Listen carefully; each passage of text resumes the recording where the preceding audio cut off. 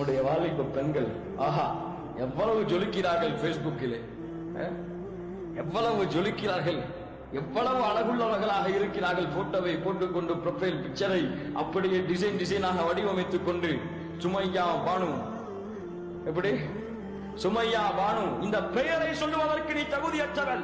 உடனே எழுதுங்கள் அந்த பெண்ணுக்கு, நீ நரகத்தை நோக்கி சென்று கொண்டிருக்கிறாய், நீ சுமையா என்று சொல்லாதே, நீ அபூஜஹல், நீ ஒரு காபிருடைய மகள் என்று சொல்லிக் கொள்வதை.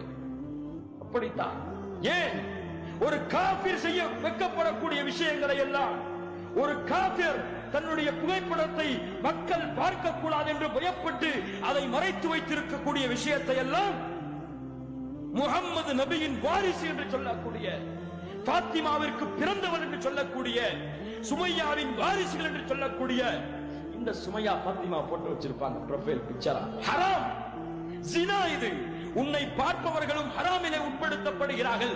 நீனும் அதை பார்க்க வைத்த குற்றத்திற்காக நாளை மறுமையிலே நிறுத்தப்படுவாய்.